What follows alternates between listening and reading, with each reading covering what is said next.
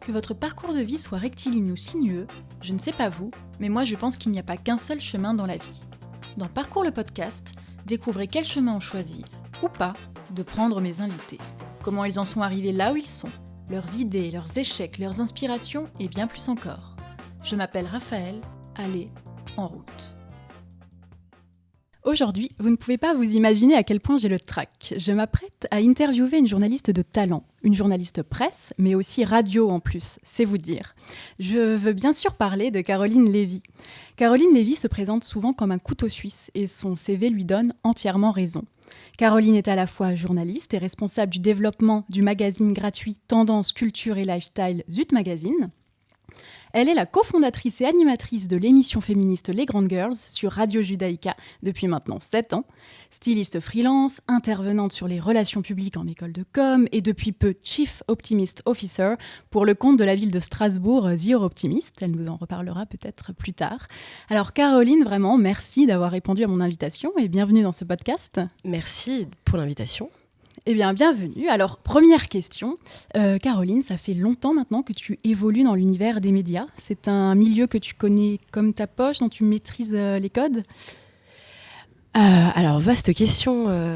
J'évolue dans le monde des médias, je dirais, depuis plus d'une dizaine d'années. Et mon premier lien avec les médias, ça n'a pas été dans la presse ou à la radio, qui sont aujourd'hui mes activités, mais ça a été la télé. Puisque j'ai commencé en faisant des émissions télé sur une chaîne locale qui aujourd'hui s'appelle Alsace 20 et qui au départ s'appelait Alsatique TV. Donc c'est dire, ça fait déjà quelques années, ça a changé de nom depuis. Donc c'était mon premier lien avec les médias. Et tu as toujours vécu à Strasbourg ? Alors non, je suis arrivée à Strasbourg à l'âge de 9 ans, si mes souvenirs sont bons. J'ai grandi à Paris, je suis née à Paris. J'ai quitté Paris à l'âge... j'ai suivi évidemment mes parents, qui sont venus s'installer à Strasbourg, en Alsace, à l'âge de 9 ans, en CM2, je me souviens. Et puis j'ai fait, on va dire, ma scolarité, mon collège, lycée, études. J'ai juste eu une année où je suis partie juste après le bac à Londres. Pour tes études, du coup ? Eh bien, pour fuir mes études, plutôt. En fait, j'ai quitté Strasbourg parce que j'avais pris une filière qui ne me correspondait pas, en suivant un peu mes camarades de classe qui tous allaient dans une même direction après la terminale, c'est-à-dire la faculté de droit à Strasbourg. Et donc, un petit peu comme un mouton, je suis, puisque j'avais fait un bac ES, économie et sociale. J'ai suivi, on va dire, mes camarades de classe et j'avais toujours eu envie, en plus, de devenir avocate. Ah bon ? Oui, contre toute attente. Donc je disais depuis que j'étais enfant que je voulais devenir avocate et donc forcément, je suis allée à la fac de droit, qui en plus a très bonne réputation, et donc à l'âge de 17 ans, puisque j'ai passé le bac avec un an d'avance, parce que non, mais rassurez-vous, auditrice, auditeur, vous saurez pourquoi j'ai sauté une classe peut-être plus tard, mais ce n'est pas parce que... Oui, non, c'était en fait, j'ai sauté une classe parce qu'il semblerait, à Paris, que j'étais trop grande de taille pour la 3e année de maternelle. Oui, en tout cas, c'est la légende qui raconte ça. Je trouve ça assez drôle. Et donc, j'ai sauté la 3e année de maternelle quand j'étais donc à Paris. Et puis, j'ai eu mon bac avec un an d'avance. Ok. Et je suis directement allée en fac de droit. Et très, très vite, je me suis rendu compte que c'était pas pour moi. Ouais. Donc, plutôt que de perdre une année, j'ai même pas passé les premiers examens du premier trimestre. Et je suis partie, en fait, faire la fin de scolarité à Londres, où j'étais plus ou moins fille au père. Et en même temps, je suivais des cours d'anglais en revenant avec un diplôme londonien, enfin voilà, qui est authentifié d'une certaine maîtrise de la langue. Aujourd'hui, je pourrais pas dire que je suis bilingue, loin de là. Excuse my English. Mais en tout cas, c'était une façon de ne pas perdre cette année, même si j'avais un an d'avance. Finalement, je l'ai reperdu assez vite. Voilà. Et depuis, tu n'as pu quitter Strasbourg ? Je n'ai plus du tout quitté Strasbourg. Et elle représente quoi pour toi, cette ville ? Elle représente tout, dans le sens où, alors elle ne m'a pas vue naître, mais j'y ai quasiment tout fait. J'ai grandi, je me suis constitué un réseau professionnel, amical, familial, évidemment. Enfin, j'ai vraiment ici fait les plus belles choses de ma vie. Et puis, en tout cas, ce recul-là par rapport à mon expérience professionnelle. Je suis pas certaine que j'aurais réussi à faire tout ce que j'ai pu faire dans une autre ville, parce que c'est en grandissant, en me développant et en appréhendant la ville, la vivant vraiment de l'intérieur avec toutes ses facettes, tout son dynamisme et toutes ses spécificités, hein, ses codes aussi que j'ai réussi en tout cas à me développer comme j'ai pu jusqu'à aujourd'hui, et j'espère pouvoir davantage évoluer aussi dans cette ville plus tard. Et du coup, tu as grandi où? À Strasbourg? Tu as été où à l'école? En gros, quel était un peu ton univers de jeunesse, on va dire? Quels sont, par exemple, tes souvenirs d'enfance et d'adolescence à Strasbourg? Alors, j'ai grandi à Strasbourg, à proximité des Comtades et de la place de Bordeaux, où mes parents vivent toujours. Alors, c'est marrant parce qu'ils sont situés vraiment entre deux deux sièges de télé audiovisuel, donc pour pas les citer, France 3, Grand Est et Arte. Oui. Alors, quand j'y habitais, à l'époque, Arte n'avait pas encore son siège là-bas, mais est-ce que ça a conditionné ton amour pour les médias? Ouais. Peut-être. Et j'allais à l'école, alors elle a déménagé depuis, mais je suis allée à l'école Akiba, qui est une école reconnue par l'État, évidemment, et qui est une école où il n'y a que des juifs. C'est une école qui est du primaire à la terminale. Et moi, je suis arrivée en CM2, en arrivant de Paris, et j'ai fini ma scolarité là-bas jusqu'en terminale, avant de rejoindre la fac de droit. Et est-ce que tu peux nous expliquer peut-être quelles sont les différences entre cette école et une école publique laïque, on va dire? Est-ce qu'il y a des différences? La première chose, c'est quand même, on va dire, l'appartenance religieuse des élèves, puisque pour faire partie de cette école, il faut être de confession juive. Pour autant, les professeurs, évidemment, ne le sont pas forcément. Ouais, vraiment pas. Il y a une vraie mixité à ce niveau-là, au niveau des surveillants, au niveau vraiment de l'enseignement. On suit un enseignement qui est le même que n'importe quel collège, lycée. Par contre, il y a en plus des cours de religion qui sont donnés, où on va forcément étudier la Torah, tout ce qui s'y apparente, qui s'y rapproche. On va être aussi adapté à un calendrier hébraïque, puisque quand on est pratiquant, ou en tout cas quand le calendrier hébraïque et juif est ponctué quand même et rythmé de fêtes juives qui tombent pas forcément toujours de façon évidente. Et comme on va dire que normalement on a Noël effectivement et Pâques quand on est dans un lycée ou dans une école laïque, mais que Noël, nous les juifs, on ne fête pas forcément. Donc on est un petit peu en marge, en décalage. Donc c'est adapté à ça. Mais pour autant, voilà, on a exactement la même formation et le même enseignement, évidemment, sur toutes les matières que peuvent avoir d'autres élèves. Et aujourd'hui, tu dirais que la religion a quelle place dans ta vie et dans ton quotidien ? Ah, c'est une bonne question. En fait, elle fait partie de moi, c'est-à-dire que j'ai jamais eu aucun souci à cacher ma religion, mon appartenance religieuse. C'est-à-dire que, sans parler de fierté, parce que j'ai rien fait pour être née dans cette famille et née juive. Donc c'est pas de la fierté. Par contre, il y a un sentiment d'appartenance très fort, une identité très forte, très assumée. Déjà, j'ai un nom de famille qui est très orienté. Alors, on peut évidemment s'appeler Lévy sans être forcément de confession juive, mais en tout cas, Voilà, c'est un signal. Ouais. Et c'est un nom qui est effectivement connu. Donc, elle fait partie intégrante de ma vie.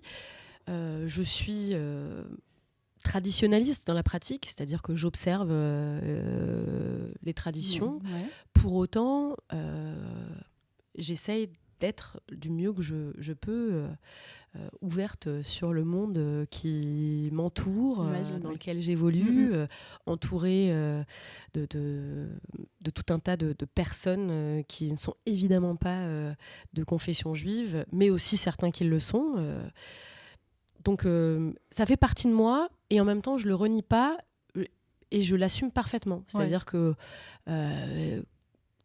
quand par exemple je ne mange pas de viande non cachère, donc qui n'est pas dont la viande n'a pas été tuée de façon rituelle, ça ne me pose aucun problème de dire à un restaurant, ou quand je suis invitée pour des raisons professionnelles, de dire que je ne mange pas de viande, non pas parce que je suis végétarienne, mais parce que je mange cachère. C'est vraiment, ça fait partie de moi. Donc, là-dessus, je suis très à l'aise sur le sujet.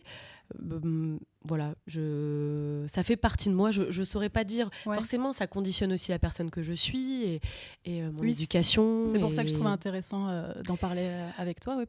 Mon éducation, forcément, est liée.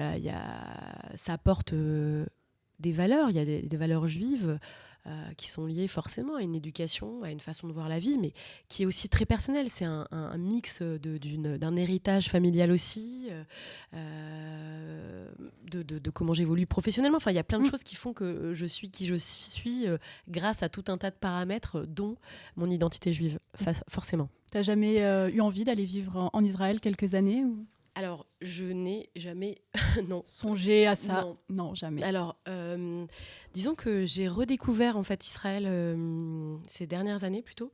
J'étais partie jeune, adolescente, en colo, où j'avais fait même le volontariat civil juste après le bac, qui est véritablement une immersion dans l'armée israélienne, pendant un mois, où il y a notamment une sorte de une immersion où on invite, où les gens peuvent faire leur volontariat et vivre aux côtés des soldats et soldates israéliens et israéliennes, puisqu'il faut quand même savoir que les femmes israéliennes font l'armée.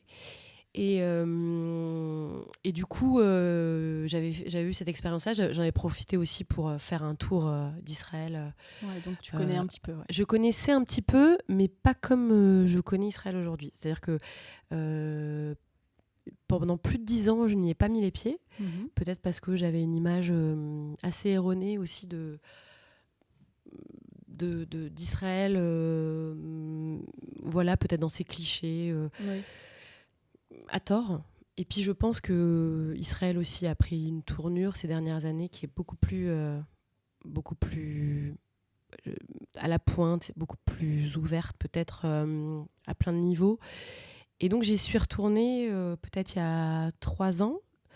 Et puis là, ça a été un peu la révélation en me disant waouh, mais en fait, ce pays déchire. Alors bien sûr, il est situé... il y a une situation géographique qui est compliquée, avec un environnement qui est compliqué, avec une histoire un peu compliquée, évidemment. Mais pour autant, évidemment, ce sont mes racines aussi. Et j'ai un attachement très fort. Mais je trouve qu'il y a tellement de choses extraordinaires là-bas. Il y a une fraîcheur de vivre, il y a une ouverture, il y a un dynamisme qui est palpable. Et malgré la situation, c'est quelque chose vraiment. Il y a l'envie de vivre qui est vraiment plus forte que tout, quoi. Et ça, on le ressent. Là, je pense notamment à Tel Aviv, où c'est une ville qui ne dort jamais, qui est vraiment à la pointe de plein d'avancées technologiques, et qui est extrêmement avant-gardiste à plein de sujets. Alors, il y a d'autres choses aussi qui sont peut-être à la traîne, on ne va pas se le cacher. Mais c'est vrai que c'est du coup un vrai bonheur de redécouvrir ça. Pour autant, je crois que j'aime trop cette mentalité européenne, pour ne pas dire française, et que je sais pas si j'aurais eu le courage de me confronter à cette culture très orientale, malgré tout, qui est ce qu'elle est et qui est très réjouissante par moments, mais qui est peut-être un peu trop éloignée de moi. D'accord. Alors, pour revenir un petit peu à ce qu'on disait tout à l'heure, donc tu as fait 1 an d'études de droit, enfin un peu avorté, quoi. Je dirais même 2 mois. 2 mois, d'accord. Ah oui, non, remettons. Pas... Non, j'ai fait 2 mois et encore, j'étais tu es allée plus en Angleterre. Oui, non, mais j'étais pas très assidue en plus. Oui, d'accord. Mes parents écouteront ce podcast peut-être, mais ils le sauront. Hein, j'étais assidue dans le sens où j'allais à la fac et j'allais en amphi, mais après ce que j'y faisais, voilà. Et du coup, comment est-ce que tu as enchaîné après ? Par quoi est-ce que tu es repartie ? Eh bien, quand j'ai arrêté, donc un peu par peur aussi de passer ces premiers examens de droit où je savais pertinemment que c'était pas une filière qui était pour moi. Ouais. J'aime pas l'échec déjà, donc je savais que si je passais ces examens, je ne les réussirais pas. Parce que je n'avais pas envie déjà tout simplement, et donc je me suis posé la question de ce que j'allais faire. J'allais pas faire forcément une année sabbatique où en arrêtant en décembre j'allais rien faire jusqu'à la rentrée prochaine. Donc comme je le disais en introduction, je suis partie en Angleterre et j'ai amélioré mon anglais, improve my English. Yes. Et puis c'était la première fois aussi que je sortais de ce cocon familial parce que je suis enfant unique. D'accord. De parents plutôt protecteurs, voire très protecteurs, mais et puis en plus mère juive. Enfin, je veux dire, il y a tout on parle d'identité, on parle d'héritage, tout ça c'est très fort. Et c'était vraiment la première fois où je quittais le cocon familial et que j'allais me frotter un petit peu à la vraie vie. Faut pas oublier que c'est ce que quand on parlait juste avant de l'école juive, ça a énormément d'avantages et c'est une très bonne école. Mais pour autant, on est quand même dans un cercle qui est un cercle où il y a la communauté juive strasbourgeoise qui est présente. Donc, on reste dans un esprit communautaire très fort. Et c'est vrai que de sortir de cette communauté-là a permis à un moment donné de souffler, de se dire « Ah, en fait... c'est aussi ça, mais ça aurait pu être à Pfaffenhofen, hein, ça aurait pu être finalement à 50 km de Strasbourg. Et je pense que même commencer déjà à fac de droit, c'était une façon de respirer aussi, même si je renie en aucun cas les bienfaits et tout ce que m'a apporté l'école juive, mais c'est vrai que voilà, c'était une façon de s'émanciper aussi et du fait d'être aussi dans les jupons de mes parents parce que forcément, comme je disais avant, très protecteur. Donc voilà. D'accord. Et donc, comment est-ce que tu en es venue à la communication, au métier de journalisme ? Comment ça s'est fait tout ça ? C'est une succession d'opportunités, de rencontres, d'expériences. En fait, quand j'ai réfléchi à ce que je voulais faire, je me suis bien rendu compte que le droit, c'était pas fait pour moi et que ça ne m'allait pas, ça me correspondait pas. Et la communication me titillait en fait. C'est-à-dire que je me suis dit tiens, c'est vrai que alors c'est un peu débile de dire j'aime communiquer parce que certains sont plus taiseux que d'autres, mais je veux dire qui n'aime pas communiquer. Après moi j'ai toujours été y a entourée. Un dynamisme quand même dans la communication aussi qui peut attirer. Et puis j'aimais, je crois. J'aimais les gens et j'aimais fédérer. C'est toujours été quelque chose qui, depuis l'enfance, m'anime. C'est-à-dire que... monter des projets, ce genre... Je dirais plus que c'est fédérer les gens. Ouais. C'est vraiment... être dans le relationnel, c'était quelque chose qui était vraiment... mais qui fait partie de moi et toujours encore, évidemment. Et que tu retrouves dans ces métiers-là, du coup, dans ton quotidien aussi. Dans mon quotidien même personnel. C'est-à-dire que l'idée même de fédérer des gens autour, mais ne serait-ce que de faire un apéro le soir, hein, c'est une façon de fédérer. Ou d'organiser des vacances, c'est une façon de fédérer aussi. Mais c'est l'idée d'unir des gens, des personnalités, s'y intéresser. Enfin, ça a toujours été quelque chose qui était hyper important. Est-ce que c'est lié au fait d'être enfant unique et d'avoir toujours eu ce besoin d'être entouré, du coup, et d'être très copain-copine? Ça, c'est quelque chose vraiment que j'ai toujours eu. Du coup, tout ça t'a amené par la force des choses vers ces métiers-là. Ouais. Et donc, quand j'étais en Angleterre, dans cette année off, de transition, voilà, où j'ai eu mes 18 ans là-bas d'ailleurs, eh bien, je me suis dit, finalement, la communication, ça peut être une voie. Alors, je ne savais pas trop quelle voie. Pour moi, la communication, c'était la pub. Oui, c'est très vaste en réalité. Je l'identifiais vraiment à la pub. Et donc, j'ai envoyé mes dossiers à l'UT Infocom, Information Communication, Robert Schuman, Dilkirch. Et comme j'étais en Angleterre, ils m'ont fait passer des entretiens par téléphone. Ah, voilà. Ça n'est pas forcément à l'aise. Alors, pour moi, j'étais très à l'aise puisque j'adore le téléphone. Mes parents, d'ailleurs, s'ils écoutent, s'en rappelleront bien. J'adore le téléphone. Là, je pense aux factures de téléphone de l'époque, qui ne sont plus celles d'aujourd'hui. Mais c'est vrai que c'est comme ça en fait que j'ai rejoint à mon retour l'IUT Infocom. D'accord. Et que j'ai commencé j'ai eu mon DUT en fait là-bas. D'accord, ça c'est 2 ou 3 ans quelque chose. C'est 2 ans, ouais. D'accord. Et ensuite tu as poursuivi tes études ou tu as eu envie de tout de suite commencer à t'immerger dans le monde professionnel? Non, j'ai poursuivi. C'est-à-dire que effectivement, un bac plus 2 me convenait pas. Enfin, j'avais envie d'aller un peu plus loin. Ouais.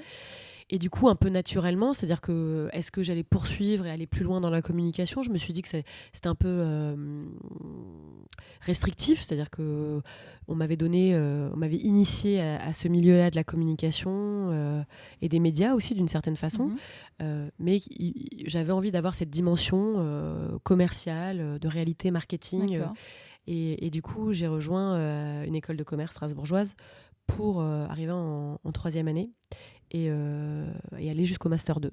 D'accord. Donc tout à l'heure, tu me disais que tu n'avais pas ta carte de presse, qu'on ne pouvait donc pas, si on est vraiment protocolaire, t'appeler journaliste. Mais j'avais quand même cette question. Il est quand même possible, du coup, de devenir journaliste, parce que tu l'es quand même, je pense, d'en faire son métier sans avoir fait d'école de journalisme, mais en passant par la communication. C'est ce que tu as fait. C'est ce que j'ai fait, ouais. En fait, c'est compliqué parce que certains, les puristes, diront le journalisme est affilié à une personne qui possède une carte de presse. Ouais. Et pour avoir cette carte de presse qui est renouvelable chaque année, il faut correspondre à tout un tas de critères devant un jury qui administre cette carte de presse. Moi, je ne peux pas y prétendre pour tas de raisons, parce que je fais beaucoup de développement aussi et je ne fais pas que de la rédaction. Mais en fait, je dirais il y a plusieurs écoles. C'est-à-dire qu'il y a les puristes vont dire mais tu n'es pas journaliste. Tu n'es pas journaliste si tu n'as pas la carte de presse. Et d'autres qui diront mais ton métier et ce que tu fais, c'est du journalisme. Voilà, c'est ça. Donc, tu peux ouvertement dire que tu es journaliste. Aujourd'hui, en fonction de mes interlocuteurs et interlocutrices, je vais tantôt dire journaliste, tantôt dire rédactrice. D'accord. Mais à partir du moment où on fait un métier qui est du journalisme, c'est-à-dire faire du reportage, écrire des sujets, interviewer, c'est du journalisme. Donc après, est-ce que je dois être... Je marche un peu sur des œufs là-dessus, et c'est un journaliste de la presse quotidienne locale des DNA qui m'a dit un jour mais faut arrêter, tu es journaliste. Au final, voilà, c'est des mots. C'est des mots. C'est ce que tu fais. Voilà. Après, ça peut être valorisant aussi d'avoir, que les autres approuvent aussi. Oui, bien sûr. Quand on refuse le terme de journaliste, ça peut être aussi frustrant. On me l'a jamais l'a jamais refusé. On m'a jamais. D'ailleurs, c'est intéressant parce que tu m'as présenté comme couteau suisse, mais au final, je me rends compte que quand quelqu'un me présente, moi, quand je dis bonjour, je dis pas que je salue Caroline Lévy, couteau suisse. C'est un peu compliqué. Mais quand j'entends quelqu'un me présenter, je me rends compte qu'en fait, il voit en moi ce qu'il a envie de voir. Et ça, je trouve ça hyper drôle parce que parfois, on va me dire, tiens, en fait, en fonction de ce qu'il aura su, vu, entendu, ou finalement quel axe de mes compétences professionnelles il aura pu voir, va forcément orienter sa présentation et parfois ça sera plus dans le développement, donc on va me dire responsable développement, responsable partenariat, on m'a déjà dit que j'étais rédactrice en chef, évidemment je ne le suis pas, on m'a déjà dit journaliste, on m'a déjà dit styliste, on m'a déjà dit rédactrice mode, enfin au final peu importe, si je touche un peu à tout ça, ça me va bien et c'est quelque chose que j'adore, c'est la polyvalence. Mais au fond, tu es on pourrait t'appeler slasheuse aussi parce que tu cumules plusieurs casquettes et souvent dans différents domaines. Alors, est-ce que justement, c'est un choix? Est-ce que tu aimes cette diversité? Est-ce que quelquefois, tu aimerais plutôt un peu calmer le rythme? Alors, le fait de faire plein de choses différentes? Ouais, c'est ça. En fait, c'est la seule chose qui m'anime, c'est de faire plusieurs choses. C'est dans une même journée, d'avoir un rendez-vous commercial qui va peut-être aboutir sur la création de quelque chose ou purement et simplement du partenariat publicitaire, puisque le magazine pour lequel je travaille vit à 100% de la pub, donc il faut bien qu'on trouve les fonds pour faire vivre, évoluer le magazine et l'imprimer, le diffuser gratuitement. Donc tout ça, fait partie aussi de mes attributions et de mes fonctions. Après, peut-être que j'aurais fait une interview avec une personnalité de passage à Strasbourg. C'est ça, tu changes tout le temps. Oui, ça va un peu partout, dans tous les sens. Mais j'ai toujours été comme ça. Justement, point de vue organisation, de switcher entre ces différents boulots, de switcher entre la presse, la radio. Comment tu fais? T'as trouvé ton organisation, ton rythme? Mais je crois je l'ai trouvé, oui. Dire que ce rythme-là, cette organisation n'est pas perfectible serait mentir. Parce que je pense que beaucoup me voient comme quelqu'un d'assez dispersé. C'est-à-dire que du coup, être slasheuse et slasher, c'est marrant, slasher, j'avais pas dit, slasher, ça peut être entendu comme se lâcher, c'est assez marrant. Mais être slasher ou slasheuse, c'est mettre des slash, donc des barres à côté de finalement toutes les activités. Et toutes ces activités-là peuvent être faites en une journée sans problème et faire plusieurs choses en même temps. Et vraiment, la polyvalence fait partie. Toi, tu t'y retrouves. C'est ce qui m'éclate. Mais parce que je sais que ce podcast parle de parcours, j'ai une chance inouïe de pouvoir slasher comme je le fais et de pouvoir être aussi polyvalente, parce que dans d'autres structures qui sont plus conséquentes généralement, ou dans des maisons de presse, des maisons d'édition, il est rarement possible de pouvoir cumuler à la fois le développement, de la rédaction, du stylisme, de la coordination de rubriques. Généralement, il faut impérativement faire son choix. Et justement, toi, tu as réussi à allier ta passion pour la mode et le lifestyle et le journalisme via tes rubriques, par exemple Strasbourg Vue Par ou Urban Styles dans Zut. Donc ces rubriques, est-ce que c'était ton idée, ta proposition? Est-ce que tu t'es pas un peu créé ton job de rêve, justement, taillé sur mesure? En fait, je l'ai pas créé. C'est-à-dire, pour être tout à fait sincère et pour rendre quand même hommage à la personne qui est quand même derrière le magazine Zut, Bruno Chiban, qui est donc le directeur de publication, qui est le fondateur de Chic Media, donc la maison d'édition dans laquelle est Zut. C'est lui avec qui je travaillais avant, dans mes autres activités, dont on n'a pas parlé encore, mais peut-être qu'on aura le temps d'en parler. Oui, j'espère.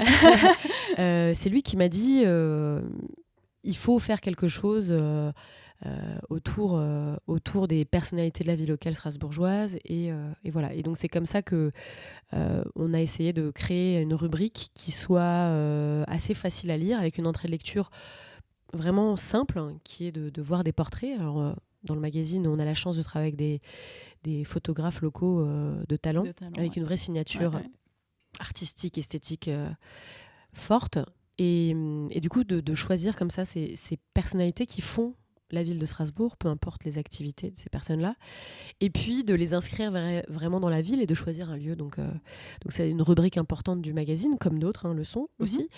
Et puis en plus, il y avait ce côté un peu ludique de pouvoir les habiller et qui m'éclatait pas mal. Donc comme on travaille avec pas mal de boutiques partenaires à Strasbourg, l'idée c'est d'habiller les gens et de leur faire découvrir leur tenue au moment même du de la shooting. photo. Ouais. Donc en fait, et comme ces personnes-là ne sont pas forcément des modèles, alors c'est pas péjoratif du tout, mais ils n'ont pas l'habitude. Ce ne sont pas des mannequins, donc c'est des personnes avec leur propre morphologie et des morphologies très diverses. Et ils ont tous une certaine notoriété en plus dans leur domaine d'activité. À Strasbourg en tout cas, du coup il y a vraiment un exercice assez sympa d'arriver à comprendre comment ils ont envie de pousser un peu leur style, de comprendre aussi comment ils ont envie de se montrer et en respectant évidemment, il faut pas qu'ils soient déguisés, faut pas leur ajouter trop d'artifices, voilà. Donc ça c'est assez marrant à faire. Et justement, pour être journaliste, pour un magazine comme Zut, il faut toujours avoir une longueur d'avance, il faut humer l'air du temps un peu, décrypter les signaux faibles pour saisir les tendances avant tout le monde. Comment tu fais, toi? D'où te vient ton flair? Est-ce que tu es toujours à la recherche de nouvelles personnalités, de nouveaux visages? Quand tu te promènes dans la rue, est-ce que tu es toujours un petit peu consciente de ce qui se passe autour de toi? Alors c'est sûr que dans la presse et dans le journalisme, la curiosité n'est clairement pas un mauvais défaut. Hein. C'est vraiment pas loin de là un défaut, c'est même une très forte qualité. Et je pense que quand on travaille dans un média quel qu'il soit et qu'en plus, quel qu'il soit en fait, mais d'autant plus quand on parle de style, quand on parle tendance, sachant que je ne suis pas la directrice artistique mode du magazine, mais effectivement je coordonne des rubriques où il y a de la mode, effectivement. C'est hyper important de regarder ce qui se passe et de sentir ce qui se passe. Et là, on en revient à la ville, c'est de savoir comment évolue la ville et de sentir ce qui bouge, de sentir les initiatives, ce qui est en train de se passer et puis les mettre en avant. En fait, mettre en avant ces personnes, ces hommes, ces femmes qui font la ville. Et ça peut être des personnalités incontournables parce que elles ont une activité très connue à Strasbourg, ou ça peut être une personnalité ou un groupe de personnes qui sont en train de révolutionner quelque chose à Strasbourg et dont on a envie de se faire écho. Et il faut montrer ces visages-là. Il y a effectivement l'action qui est importante, mais il y a aussi qui se cache derrière toute action. Il y a des gens, en fait. Ouais. Derrière chaque ordinateur, il y a une personne qui répond. Derrière chaque commentaire, il y a une personne. Et c'est ça qui m'intéresse. C'est la personne. Toi, tu les mets vraiment en valeur. J'espère. Après, je ne suis pas seule à le faire. Mais en tout cas, dans le magazine, c'est vrai que c'est l'humain qui m'intéresse. On revient toujours à ça. Hein. Ouais. C'est l'humain. Alors, tu parlais des urban styles. Avant, on parlait des Strasbourg Vipar. Donc, c'est vraiment des gens que j'habille avec des jolis portraits faits par des photographes. Et puis il y a les urban styles où là, pour le coup, je les habille pas, bien au contraire, puisque je les repère parce qu'ils sont habillés de façon soit originale, soit parce qu'ils ont un style, soit parce que il faut un peu bouger les lignes, et qu'à Strasbourg aussi, on a nos pépites, voilà. Exactement. Et que j'essaye avec Christophe Urbain, qui est le photographe, de saisir tout ça. Ouais. Et toi, justement, comment est-ce que tu décrirais ton style? Parce qu'il est aussi reconnaissable, je trouve, ton style vestimentaire. Ah bon? Ouais. Non, tu trouves pas? Moi, je trouve que tu as vraiment ton style qu'on reconnaît à part entière. Je l'apprends. Je l'apprends. Aujourd'hui, je suis en robe talon, mais hier, j'aurais pu être en combi, grosse basket. Et puis demain, je serais peut-être... sandales à plateforme, un peu, des pantalons larges, fleuris, un petit t-shirt. Je sais pas, moi, je trouve que vraiment, on reconnaît un peu ta patte. D'accord, mais c'est que je suis cohérente, oui, c'est tant mieux. Mon style vestimentaire, je crois que c'est un style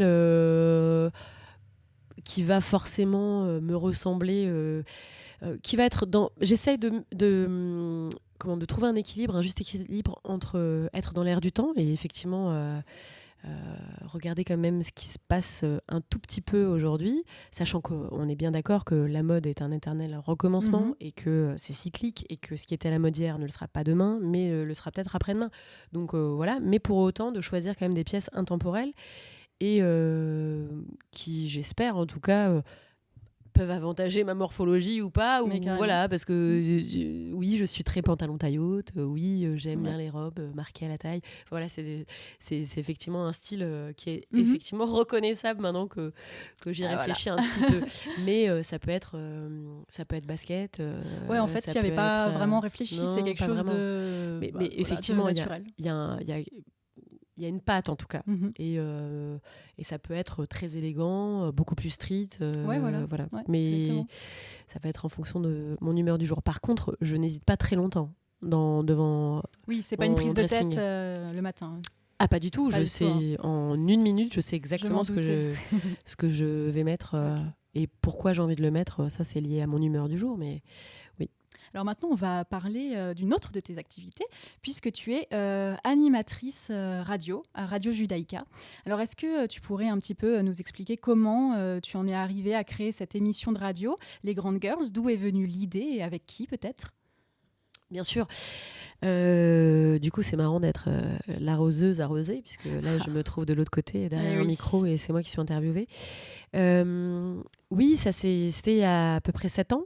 Je faisais déjà un peu de radio sur Judaïka à l'époque, dans une émission de radio qui s'appelait Le Grand Journal de Strasbourg, qui était animée par Axel Benamram. Et faut savoir déjà que la radio, c'est une activité, aujourd'hui en tout cas, telle qu'elle est jusqu'à cette année, bénévole, puisque Radio Judaïka est une radio associative, et que, mis à part l'équipe de coordination qui est en place et les techniciens, tous les animateurs sont bénévoles. Et donc, j'étais chroniqueuse sur cette émission à l'époque, et Axel a voulu lancer une émission qui était plus simple à organiser, c'est-à-dire qu'on serait 3 et qu'on serait sur un mode vraiment de nana, à parler de tout de rien, une sorte de talk show, voilà. Et donc on l'a lancé, effectivement, on a co-animé cette émission ensemble avec Katia, qui est toujours mon acolyte, Katia Martin, que je salue d'ailleurs, que j'embrasse. Et en fait, au fil des années, finalement, Axel a été sur d'autres activités. Et c'est vrai que quand on est sur un mode de bénévolat, c'est compliqué. L'engagement, il est compliqué. C'est-à-dire qu'en même temps, si on veut faire les choses, on veut les faire bien. On va être impliqué. Ça prend du temps, c'est chronophage. Et en même temps, on a des activités professionnelles et personnelles qui parfois nous ramènent à la réalité et font que on n'a plus le temps pour ça. Et donc, c'est vrai que pour X raisons, on s'est retrouvés, Katia et moi, à co-animer pendant un temps cette émission, pendant que toutes les deux, où on était restés sur un mode qui s'appelait toujours Les Grandes Girls. Et ça a été pensé par, d'ailleurs, une de mes meilleures amies qui a eu l'idée, à un moment donné, de ce jeu de mots qui est tellement... tellement vrai en fait. Évidemment, c'est un clin d'œil aux Grandes Gueules, et en même temps les Grandes Gueules qui sont une émission de radio sur RMC, mais qui n'existe, je sais même pas si elle existait déjà à l'époque, mais en tout cas on n'a pas piqué leur nom. Et puis c'était un clin d'œil évidemment sur le fait d'être des nanas et qui n'avaient pas leur langue dans leur poche et qui disaient ce qu'elles pensaient, ce qui est toujours le cas. Et puis voilà, on a fait ça pendant un temps avec Katia et ça fonctionnait plutôt bien, mais ça restait dans un aspect assez confidentiel. On faisait notre petite sauce toutes les 2 semaines à l'époque. On enregistrait 2 émissions toutes les 2 semaines. C'était très sympa, il y avait une certaine fluidité, une complicité naissante entre Katia et moi, qui sommes vraiment très complémentaires dans l'approche. Et puis finalement, nous a rejoint Emanuela Todorova, qui nous a rejoint il y a quelques années. Et à partir de ce moment-là, c'est vrai que ça a coïncidé aussi avec une certaine libéralisation de la parole, avec l'affaire Weinstein notamment. Mais il y avait de plus en plus de féminisme. Alors, j'allais pas émergent parce que le féminisme était toujours présent, mais il n'était plus... moins confidentiel, enfin. En fait, il n'était plus rattaché à de l'activisme et à du militantisme. Et tout doucement, le féminisme ça devenait en fait une nécessité absolue de pouvoir faire entendre notre voix. Nous, on avait déjà un média on s'appelait déjà les Grandes Girls. On avait toujours eu des sujets qui touchaient. Alors, encore une fois, on ne s'adresse pas qu'aux femmes et nos invités ne sont pas que des invités féminines.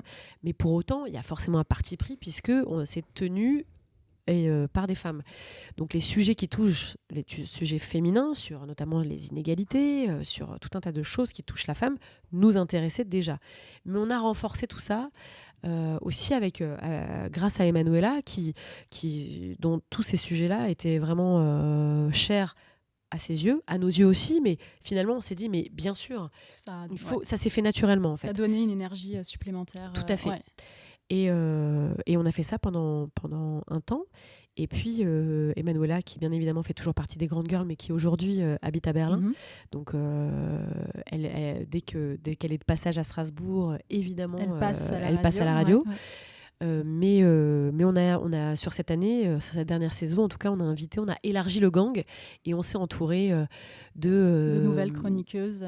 Les Grandes Girls, c'est au pluriel, donc il n'y a pas de limitation en fait en termes de nombre. Donc on s'est dit que si plus le gang était important, plus la voix serait... Exactement.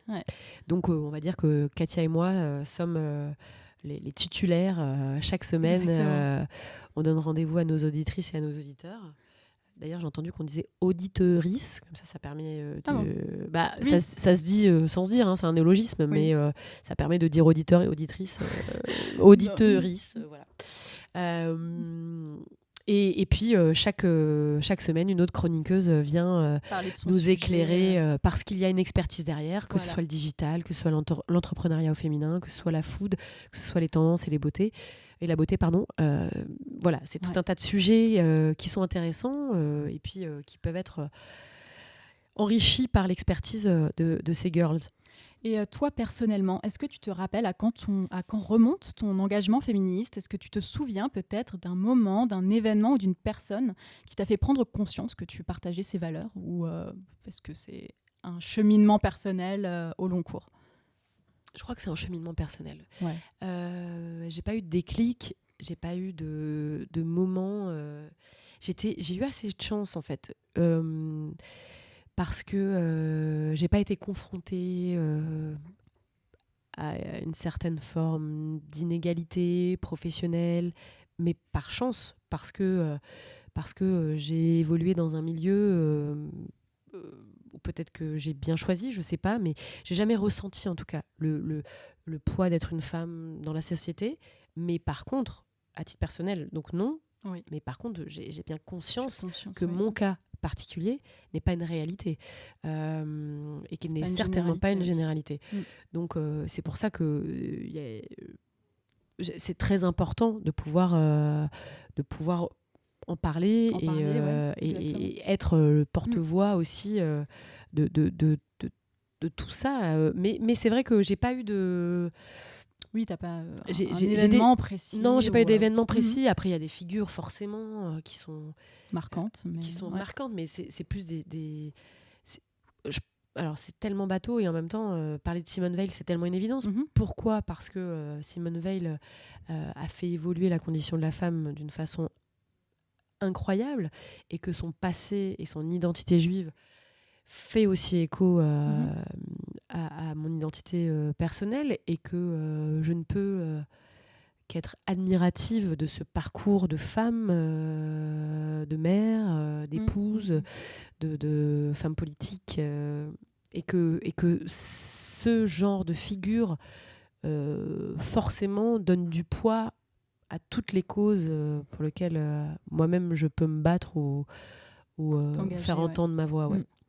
Alors, tu es devenue en quelque sorte une ambassadrice de Strasbourg et de ses valeurs en devenant Chief Optimist Officer.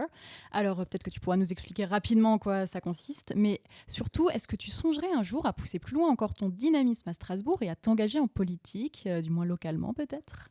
Un petit scoop. Oui, voter Lévy en 2020. Nouveau maire. Voilà, c'est ça. Maire et non mairesse. Non, mais je tiens à le dire parce que mairesse, parce qu'on est dans un... Oui. Mairesse, c'est la femme du maire. Voilà, donc non. Donc non, ça s'appelle toujours maire. Madame la maire. Voilà. Madame le maire, je crois même. Donc bon. voilà, il y a encore du travail. Après, je suis pas une militante absolue non plus de l'écriture Oui, inclusive, de la féminisation absolue de tous les mots. Donc non, j'ai quand même, je tempère quand même tout ça.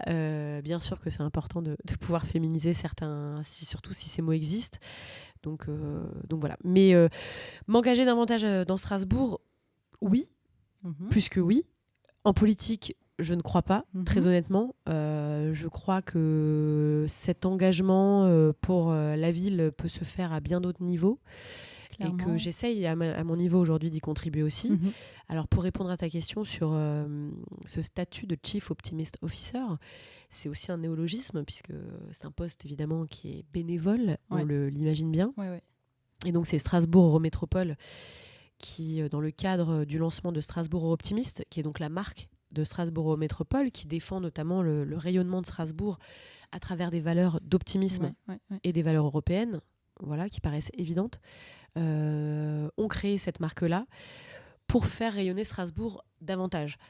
Parce que Strasbourg manque parfois, même si on adore y vivre et qu'il y a une qualité de vie incroyable et qu'il y a énormément de choses qui se passent, beaucoup d'évolutions et que moi je la vois évoluer dans un très très très bon sens depuis pas mal de temps déjà. Parfois on a un petit peu à l'esprit l'image un peu carte postale, un peu tradie, mignon, mais Strasbourg c'est bien plus que ça. Exactement. Et les gens qui viennent y passer pour X raisons en vacances, pour faire ses études, pour suivre un conjoint, une conjointe pour le travail, sont souvent très agréablement surpris de cette qualité de vie et cette richesse qu'offre la ville. Et donc, Strasbourg Optimiste ont nommé 8 personnes qui sont, tu disais, ambassadrices, ça peut être porte-parole, ça peut être messager, mais qui, à travers, on va dire, leur activité professionnelle, contribuent à faire rayonner cette ville-là, qui est Strasbourg. Et de par leur état d'esprit, sont naturellement comme ça, c'est ce que je comprends. Donc là, j'utilise un petit peu les termes de Catherine Trottmann, qui donc à la tête de tout ce qui est du marketing territorial, en tant que vice-présidente de l'Eurométropole de Strasbourg. Et voilà, et quand on est nommé par Catherine Trottmann, qui est un exemple même de réussite de femmes politiques, enfin voilà, qui à travers ses actions, son engagement, clairement aussi font partie des figures, en tout cas en local et même en national, puisqu'elle elle a été ministre de la Culture. Voilà, sont vraiment des exemples. Pour moi, il faut savoir qu'elle est devenue maire. Elle est devenue maire quasiment à mon âge. Ah oui. Donc je ne suis pas en train de dire que je vais me présenter loin de là, hein, mais ce que je veux dire, c'est que ça force le respect et que c'est une proposition et une reconnaissance qui évidemment fait plaisir. Aujourd'hui, on se croise beaucoup avec les autres Chief Optimist Officers, puisque nous sommes issus on va dire, d'univers très complémentaires, hein, que ce soit dans l'éducation, dans la culture, dans le sport, dans le social, dans le médical. Donc c'est vraiment des personnalités que j'aurais pas pu rencontrer dans d'autres cadres, ou en tout cas fréquenter dans d'autres cadres. Et c'est très intéressant de pouvoir se croiser aussi régulièrement et de pouvoir échanger sur notre ville de cœur, parce qu'il faut savoir qu'à part une personne... personne n'est né à Strasbourg, ça veut bien dire qu'on a adopté Strasbourg. Ouais, c'est intéressant.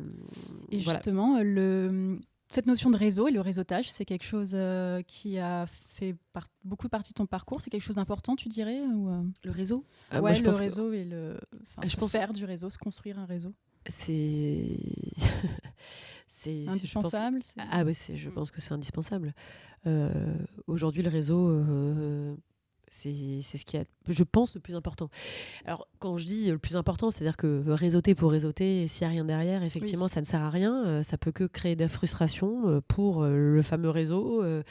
Mais quand on essaye de respecter son interlocuteur, son interlocutrice, qu'on essaye d'être vrai, d'être authentique et je pense que le réseau fait ressort toujours quelque chose. ça permet